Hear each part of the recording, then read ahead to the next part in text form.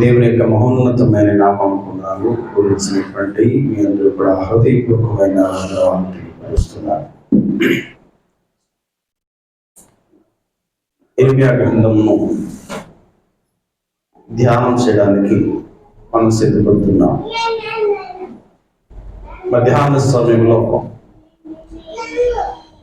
ఇర్మియా గ్రంథము పరిచయం మాత్రమే మీకు తెలియపరచడానికి సిద్ధపడ్డాను. అయితే ముందుగా ఉపోద్ఘాతంలో కొన్ని విషయాలు మీకు తెలియపరిచిన తర్వాత నేను వాక్య భాగం తెలియపరుస్తాను. ప్రియమైనటువంటి దైవ జనాంగమా, ఇజ్రాయెల్ యొక్క నడత మారినప్పుడు, ఇజ్రాయెల్ యొక్క ప్రవర్తన మారినప్పుడు, ఇజ్రాయేలు యొక్క జనాంగం తన ఉద్దేశమును మార్చుకున్నప్పుడు, ఆరాధించేటువంటి క్రమమును మార్చుకున్నప్పుడు, దేవుణ్ణి మార్చుకున్నప్పుడు దైవ వాక్కు ఇర్మియా ద్వారా ఆ వర్తమానం దేవుడు పంపిస్తున్నాడు. మరొకసారి చెప్తాను. ఎప్పుడైతే దేవుని దృష్టికి వారు అనుకూలంగా లేరు, యాకోబు అని పిలిచాడు, ఇజ్రాయేలు అని పిలిచాడు. అక్కడ వారికి ఉన్నటువంటి కుమారులకి 12 గోత్రాలు ఇచ్చాడు. కానాను దేశము వారికి బహుకరించాడు. ఇలా సమస్త విషయాల్లో సిద్ధపరిచినటువంటి ఇజ్రాయేల్ యొక్క జనాంగం ప్రతిష్ఠిత జనాంగం అని వారికి పేరు. ప్రతిష్ఠిత జనాంగం అంటే దేవుడు ఎన్నుకున్నటువంటి వారు, ప్రత్యేకించబడినటువంటి వారు. ఆ జనాంగములో జరుగుతున్నటువంటి దుష్క్రియలను, ఆ జనాంగములో జరుగుతున్నటువంటి ఏదైతే దేవుడు నేను ఒక్కడనే దేవుణ్ణు ఆకాశముందు కానీ, భూమి కింద కానీ, భూమి మీద కానీ, జలముల కింద కానీ ఎక్కడ కూడా ఏ స్వరూపమును చేసుకొనకూడదు అని మోషే ద్వారా నిర్గమాకాండములో దేవుడు వాక్యమును సెలవిస్తాడు. దేని రూపమును నీవు చేసుకొనకూడదు. ఎప్పుడైతే ఈ నిబంధనను ఇజ్రాయేల్ ప్రజలు ఉల్లంఘిస్తూ దేవుని యొక్క మాటను ధిక్కరించి వారు చేస్తున్నటువంటి దుష్కార్యములు ప్రతి ఒక్కటి కూడా చూసినటువంటి ఆయన ఇర్మియా ప్రవక్త ద్వారా హెచ్చరిక చేశాడు. రెండవది హెచ్చరిక చేసి ఆ హెచ్చరిక ఏ మాటనైతే చేశాడో ఆ మాటను వారి పట్ల నెరవేర్చాడు. ఆ విషయమును ధ్యానం చేస్తున్నటువంటి మనం ముందుగా చెప్పినటువంటి విధముగా ఇర్మియా నోట నుంచినటువంటి మాటలు మనం ధ్యానం చేయడానికి సిద్ధపడుతున్నాం. ఏమిటా మాటలు అంటే, ఒకసారి ఇర్మియా గ్రంథము 1వ అధ్యాయము 10వ వచనంలో మాట్లాడుతున్నాడు. అప్పుడు యెహోవా చేయి చాపి నా నోరు ముట్టి ఇలాగు సెలవిచ్చెను, ఇదిగో నేను నీ నోట నా మాటలు ఉంచి ఉన్నాను. పెళ్లగించుటకును, విరగొట్టుటకును, నశింపచేయుటకును, పడద్రోయుటకును, కట్టుటకును, నాటుటకును నేను ఈ దినమున జనుల మీదను రాజ్యముల మీదను నిన్ను నియమించుచున్నానని సర్వశక్తిమంతుడైనటువంటి దేవుడు ఇర్మియాతో ఈ మాటలు సెలవిచ్చాడు. మొట్టమొదటిగా పెళ్లగించుట అనేటువంటి మాటను, రెండవదిగా విరగొట్టుట అనేటువంటి మాటను మనం ధ్యానం చేద్దాం. మొట్టమొదటిది పెళ్లగించుట, రెండవది విరగొట్టుట. ఎందుకని పెళ్లగించాలి, ఎందుకని విరగొట్టాలి? ఒక వాక్యమును మీకు చూపిస్తాను. ఎందుకని దేవుడికి అంత ఉగ్రతను వాళ్ళు తీసుకొచ్చారు అనేటువంటి విషయం ఒకసారి మీకు జ్ఞాపకం చేస్తాను. ఇర్మియా రాసినటువంటి ఆ గ్రంథములో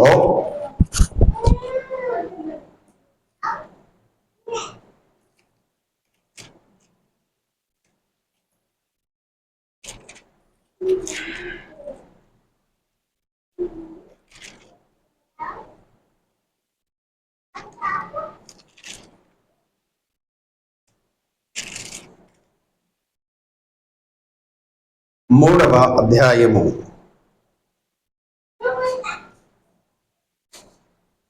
1వ వచనం.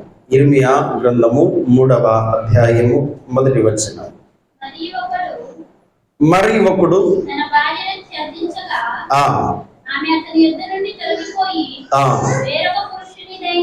వేరొక పురుషులదైన తర్వాత అతడు ఆమె యొద్దకు తిరిగి చేరునా అలాగు జరుగు దేశము బహుగా అపవిత్రమగుచున్నది కదా. అయినను నీవు అనేకులైన వెటకాండ్లతో వ్యభిచారము చేసినను నా యొద్దకు తిరిగి రమ్మని యెహోవా సెలవిచ్చుచున్నాడు. చెట్లు లేని కొండ ప్రదేశము వైపు నీ కన్నులెత్తి చూడము. నీతో ఒకడు సైనింపని స్థలం ఎక్కడ ఉన్నది? ఎడారి మార్గమును అరబీ దేశస్థులను కాచిండునట్లుగా నీవు వారి కొరకు త్రోవలో కూర్చుండి ఉన్నావు. నీ వ్యభిచారముల చేతను నీ దుష్కార్యముల చేతను నీవు దేశమును అపవిత్రపరుచుచున్నావు. కావున వానలు కురియక మానెను, కడవరి వర్షము లేకపోయినది. అయినను నీ వ్యభిచార స్త్రీ ధైర్యము వంటి ధైర్యము గలదు, నీవు సిగ్గుపడనొల్లకున్నావు. Praise the lord. ఎందుకని ఆయన పిల్లగించాలి అని అనుకుంటున్నాడంటే, కాని ఫలములు ఫలించినప్పుడు ఏంటి అండి? కాని ఫలములు అంటే ఏదైతే ప్రతిఫలము ఆశిస్తామో ఆ ప్రతిఫలం మనకు కనపడినప్పుడు కాని ఫలములు కనపడతాయి. దేవుడు ఎలా చేసాడు వాళ్ళని? నేను తప్ప వేరొక దేవుడు ఉండకూడదు అని ఇజ్రాయేల్ ప్రజలను బలపరిచాడు. ఆ విధంగానే తన మహిమతో 40 సంవత్సరాలు వారిని కాచి కాపాడుతూ వచ్చాడు. అలాంటి జనాంగం వైపు చూసినప్పుడు ఒక్కసారి ఇజ్రాయేల్ ప్రజలతో మాట్లాడుతూ నువ్వు వ్యభిచరించినటువంటి స్థలం ఎచ్చటైనా ఉన్నదేమో ఒకసారి కనిపెట్టు చూడుము అన్నాడు. అంటే నీ అతిక్రమములు ఏ విధంగా ఉన్నావో ఒక్కసారైనను లక్ష్యం చేసావా? నువ్వు శయనించినటువంటి స్థలం ఎచ్చటైనను ఉన్నదా? అంటే అన్ని అతిక్రమములు ఇజ్రాయేల్ ప్రజలు దేవుడు చూశాడు. కాబట్టి దేవుడు ఏం సెలవిస్తున్నాడంటే, నేను పెళ్ళగిస్తాను. ఎలా ఎలా పిల్లగిస్తాడు ఆయన, ఎలా విరగ కొడతాడు అనేటువంటి విషయంను ఆలోచన చేస్తే కింద వచనంలో అంటున్నాడు, కావున వానలు కురియక మానెను, కడవరి వర్షము లేకపోయి ఉన్నది. ఏం చేశాడంట? ప్రారంభించాడు ఆయన మాటను. ఏ మాట అయితే ఇర్మియా నోటను పలికించాడో ఆ మాటను నెరవేర్చడానికి సిద్ధపడుతున్నాడు. మనము ఈ సర్వ సృష్టిలో అన్ని కూడా చూసినప్పుడు అన్ని కూడా ఆయనకు లోబడుతున్నాయి. అన్ని ఆయనకు లోబడుతున్నాయి. ఒకసారి యెషయా గ్రంథము 48వ అధ్యాయము, యెషయా గ్రంథములో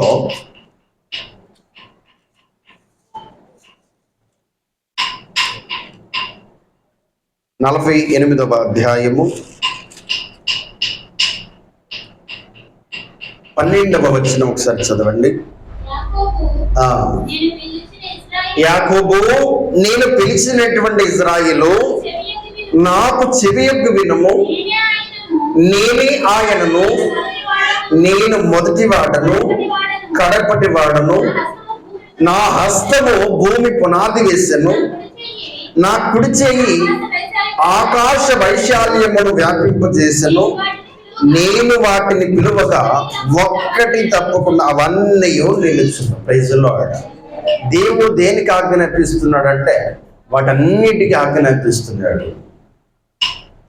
గమనించవలసిన విషయం ఏంటంటే ఇవన్నీ కూడా చేయబడిన తర్వాత మానవుడు చేయబడ్డాడు.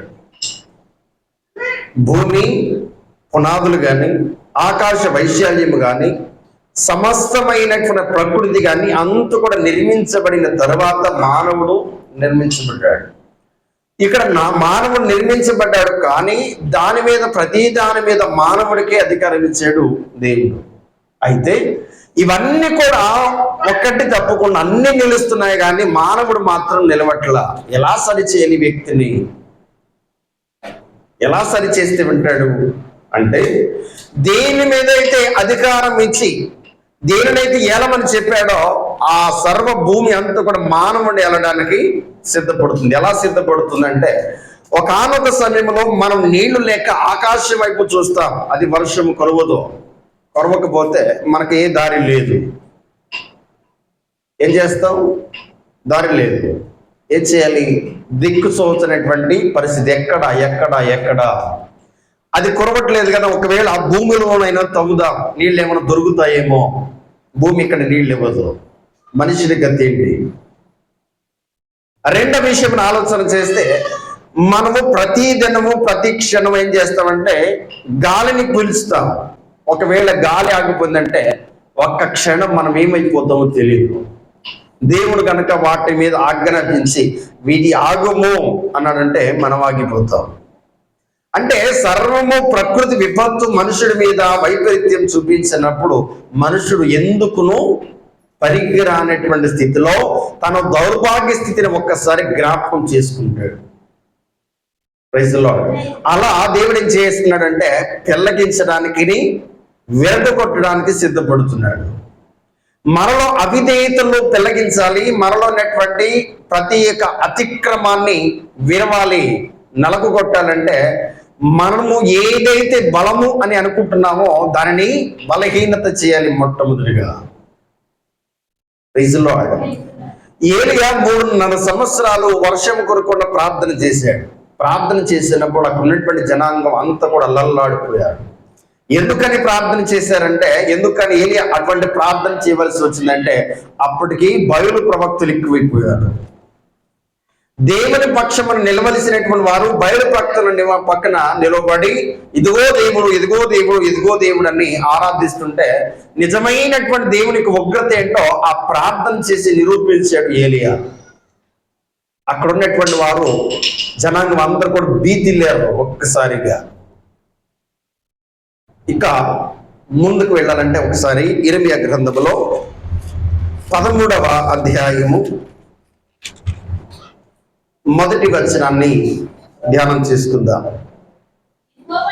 యెహోవా నాతో ఇలాగు సెలవిచ్చెను, నీవు వెళ్ళి అవసెనార నడికట్టు కట్టుకొని ఒకటి కొని నీ నడుమున దాన్ని కట్టుకొనమని నీళ్లలో దాన్ని వేయకము. కావున యెహోవా మాట చొప్పున నేను నడుకట్టి ఒకటి కొట్టుకొని నడుమున కట్టుకుంటేని రెండవ మారు యెహోవా వాక్కు నాకు ప్రత్యక్షమై నీవు కొని లేచి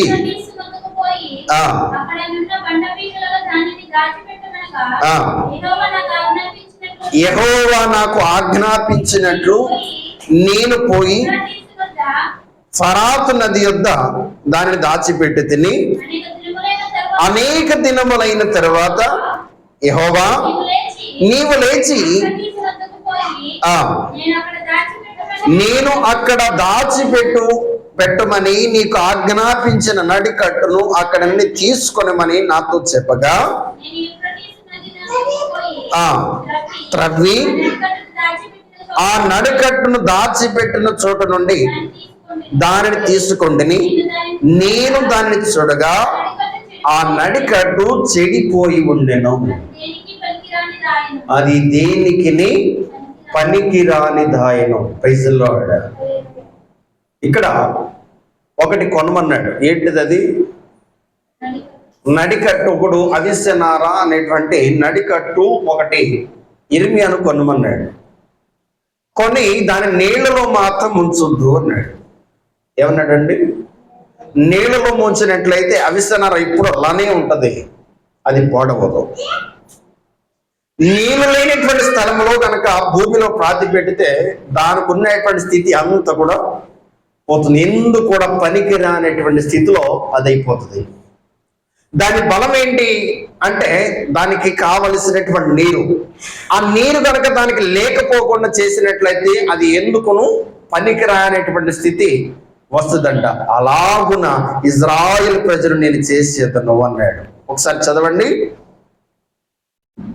9వ వచనం, యెహోవా ఈ మాట సెలవిచ్చుచున్నాడు, ఈ విధముగానే యూదా వారి గర్వమును యెరూషలేము నివాసుల మహాగర్వమును నేను భంగపరుచుదును. Praise the lord. మనలో అవిధేయతలు, మనలో గర్వము, మనలో అపవిత్రత, మనలో కోరికలు, మనలో వస్తున్నటువంటి ఇహ సంబంధమైన శరీర సంబంధమైన ప్రతీది కూడా దేవుడు నిర్మూలన చేయగలిగినటువంటి వాడు ఉన్నాడు. Praise the lord. ప్రతి దానిని పెళ్లగించగలిగినటువంటి వాడు ఉన్నాడు. ప్రతి దానిని కూడా విరగొట్టగలిగినటువంటి సమర్థుడై ఉన్నాడు. ఒక ఉదాహరణ మీతో చెప్తాను, అర్థం కావాలి. నా స్నేహితుడు, నేను 10వ సంవత్సరం అంటే 8వ తరగతి నుంచి 10వ తరగతి వరకు నాతో కూడా చదువుకున్నాడు. నాతో కూడా చదువుకున్న తర్వాత నేను వేరే ఐటీకి వెళ్ళిపోయాను. అతడు ఇంటర్మీడియట్ చేసి సిఆర్ మంచి పోలీస్ ఉద్యోగం సంపాదించాడు. పోలీస్ ఉద్యోగం సంపాదించినటువంటి ఆ వ్యక్తి చాలా బలంగా ఉండేవాడు. ఎక్సర్సైజ్ చేసి చాలా బలంగా తయారయ్యాడు. ఆ బలంగా తయారైన తర్వాత ఎవరినైనా కొట్టగలిగిన సామర్థ్యం నాకు వచ్చింది కదా అనుకున్నాడు.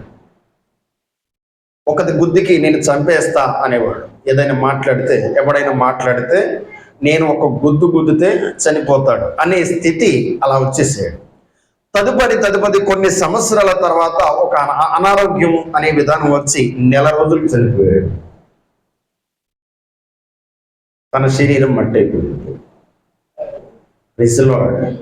ఎందుకని ఇలా జరిగిందంటే తనలో అహంకార స్వభావం.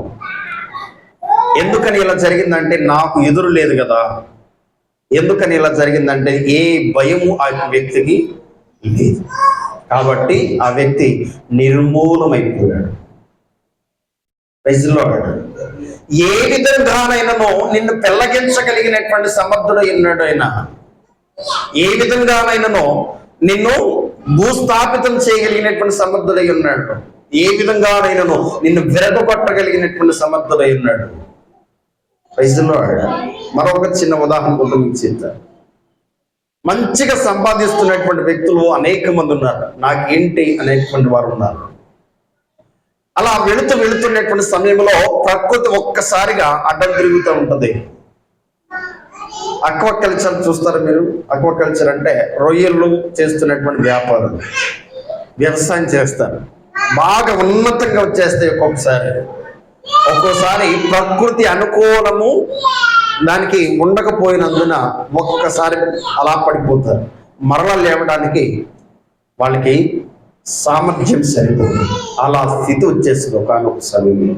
అయితే దీని అంతటిక పరిణామం ఏంటంటే ప్రకృతి వైపరీత్యం అనేటువంటి విధానం ఒకటి చూస్తుంది. ప్రతి మానవుని చూస్తుంది, ప్రతి వ్యక్తిని చూస్తుంది. అది ఉద్యోగం చేస్తున్నాడా, వ్యాపారం చేస్తున్నాడా, ఇంకోటి చేస్తున్నాడా, మరొకటి చేస్తున్నాడా కాదు. ఏ విషయంలోనైనానో మనుషుడు ప్రకృతి మీద మాత్రమే ఆధారపడాలి. ఒకవేళ దాని కనుక ఆజ్ఞనిచ్చినట్లయితే సర్వశక్తిమంతుడు మనం ఎందుకైనానో పనికొస్తామా? ఒకసారి ఇర్మియా గ్రంథంలో 14వ అధ్యాయము 1వ వచనం, అలా దేవుడు సెలవిచ్చాడు పెళ్లగించమని, అలా చెప్పాడు విరగొట్టమని. ఆ చెప్తున్నటువంటి దానికి అక్కడ జరిగినటువంటి ఆ సందర్భం ఒకసారి జ్ఞాపకం చేస్తే కనీసం మనలో ఒక మార్పు వస్తుందేమో. చదవండి అమ్మా.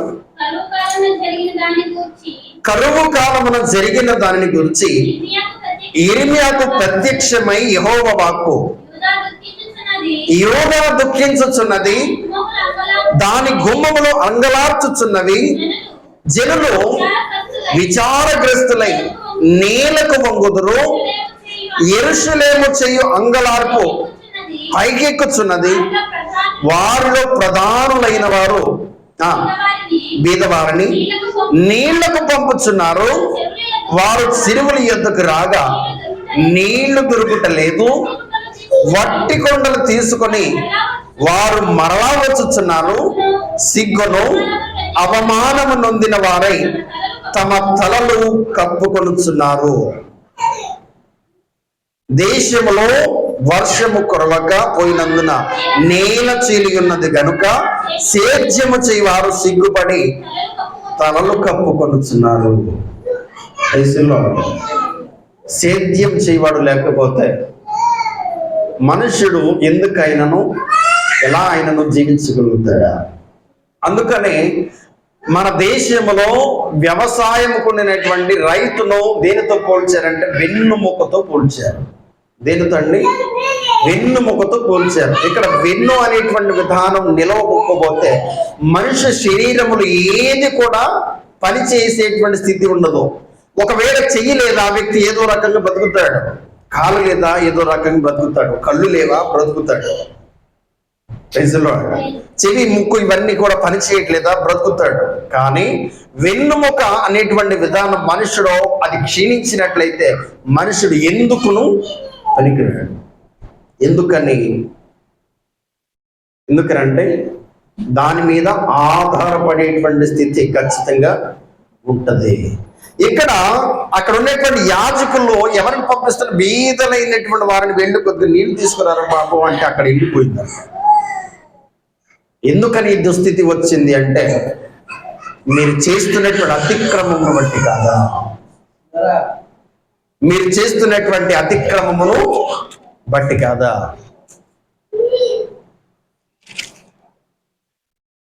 మనం గమనించుకుంటూ ఒకసారి 12వ అధ్యాయము 14వ వచనం ఒకసారి చదవండి.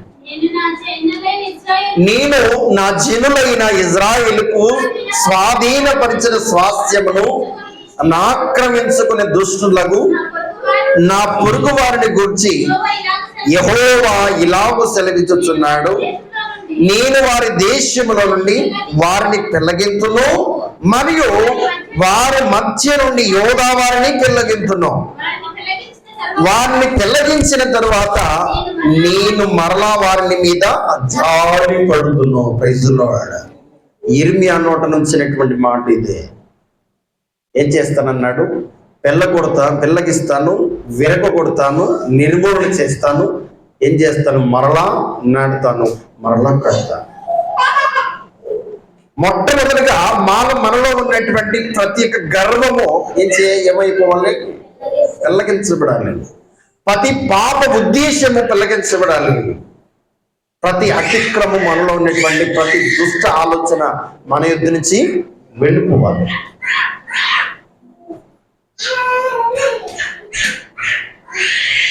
వీళ్ళు అల్లరెక్కువైపోయింది దీనిలో.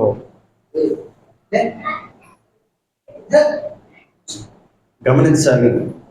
ఎందుకని ఇజ్రాయేల్ ప్రజలను పెళ్లగిస్తున్నానని దేవుడు మాట్లాడుతున్నాడంటే వారు చేస్తున్నటువంటి అతిక్రమం.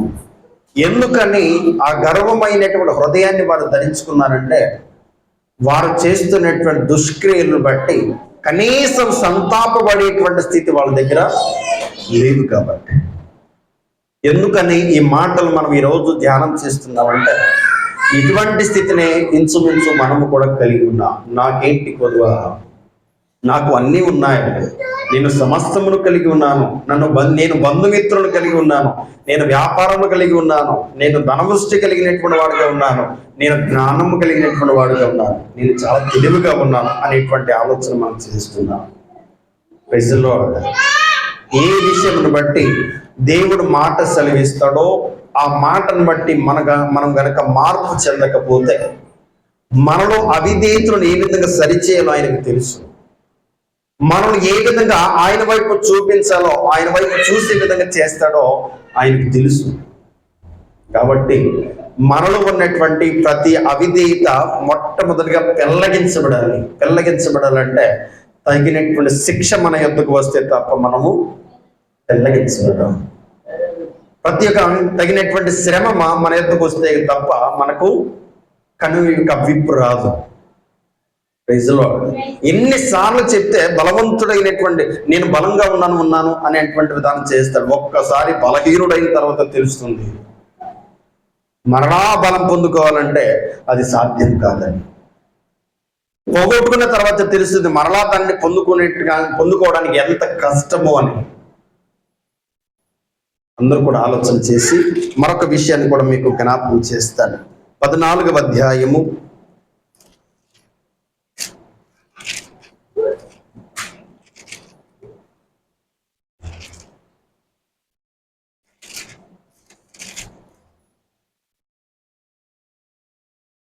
14వ అధ్యాయము 13వ వచనం ఒకసారి చదవండి అమ్మా.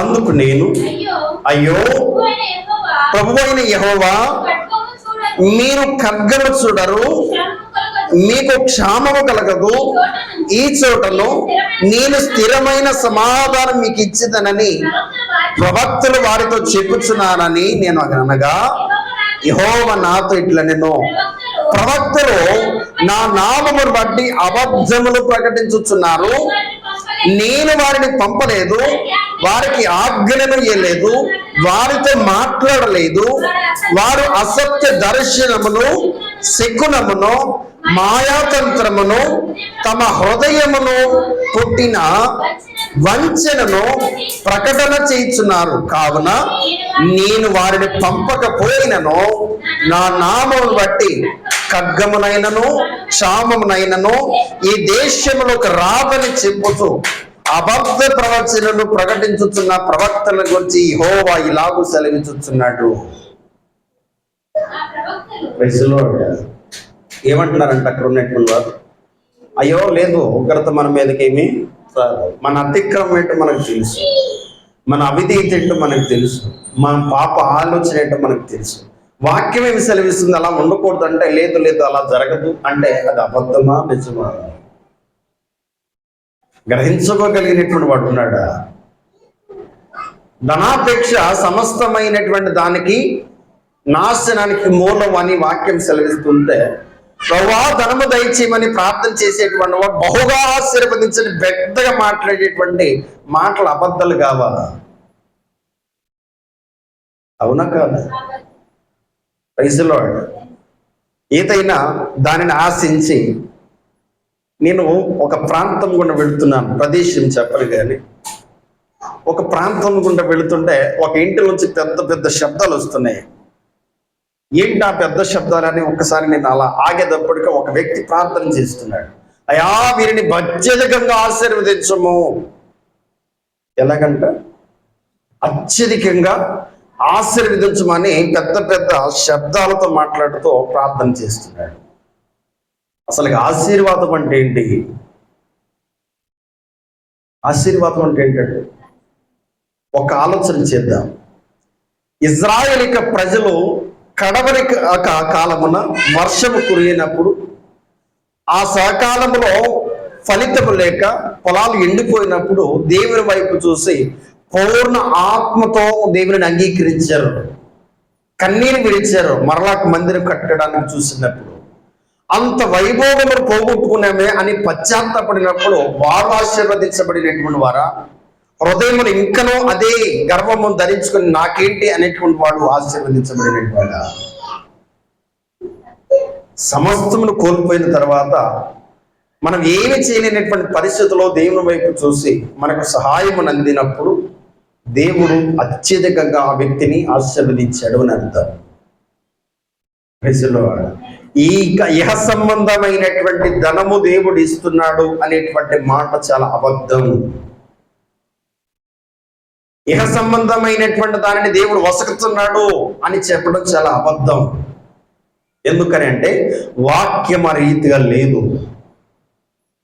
ఎప్పటికప్పుడే పరిశుద్ధాత్మ దేవుడు మాట్లాడుతున్నాడు, అయ్యా నీతో మాట్లాడుతున్నాడు, ఇలా వచ్చేస్తుంది అలా వచ్చేస్తుంది, ఏం చేసేస్తున్నాడు, అది కాదు మాట్లాడుతుంది. పరిశుద్ధాత్మ దేవుడు ఎలా మాట్లాడుతాడు తెలుసా? మొట్టమొదటిగా ఆయన టార్గెట్ ఏంటంటే మనలో అన్నటువంటి అవిధేయతలను బాగు చేయాలని అనుకున్నాడు. మనలో ఉన్నటువంటి పాప యోచన గురించి ఆయన బోధిస్తూ ఉంటాడు, జ్ఞాపకం చేస్తూ ఉంటాడు. మన అతిక్రమము ప్రతి దానిని పరిశుద్ధాత్మ దేవుడు బయట పెడతాడు. ఇది పరిశుద్ధాత్మ దేవుడు మాట్లాడితే కనుక ఇలా మాట్లాడతాడు. ఇజ్రాయేల్ ప్రజలు ఒకవేళ ఆ విధానం కలిగి ఉన్నాడు, పర్వాలేదులే అని అనుకోలేనా? భ్రష్టులైన బిడ్డలారా మీరు తిరిగి రండి, మీరు వ్యభిచరించినటువంటి చోటు ఎక్కడైనా ఉన్నదేమో ఒకసారి యోచన చేయండి అని ఇర్మియాను పంపించాడు. దేవుని మాటకును అబద్ధము మాటకును చాలా వ్యత్యాసం ఉంది. గ్రహించుకోగలిగిన విధానం ఉండాలి. మొట్టమొదటిగా మన అవిధేయతలంటే మనకు తెలుసు, మన అతిక్రమములంటే మనకు తెలుసు, మనం ఏ నడత నడుస్తున్నామో తెలుసు, ఏ అపేక్ష కలిగి ఉన్నామో మనకు తెలుసు.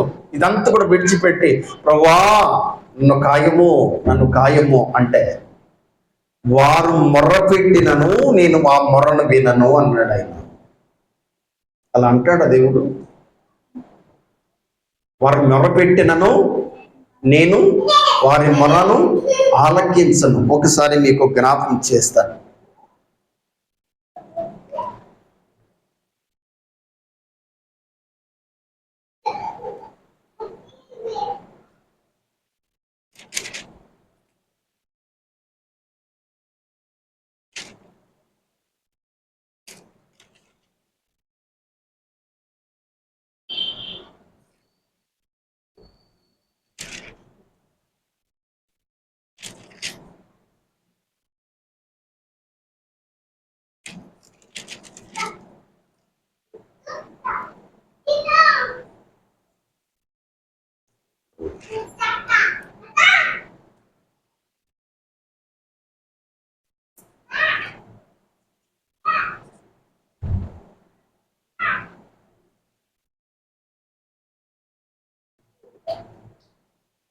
పద్నాలుగవ అధ్యాయంలో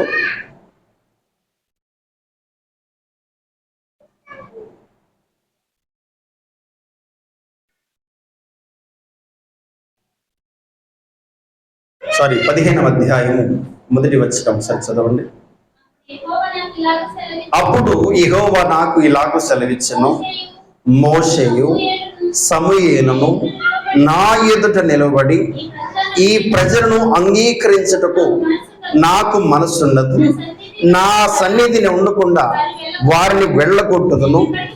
మేము ఎక్కడికి పోదుమని వారు నిన్ను అడిగిన యెడల మేము వారితో ఇట్లనము, యెహోవా ఈ మాట సెలవిచ్చుచున్నాడు, చావుకు నియమింపబడిన వారు చావుకును, ఖడ్గమునకు నియమింపబడి వారు ఖడ్గమునకును,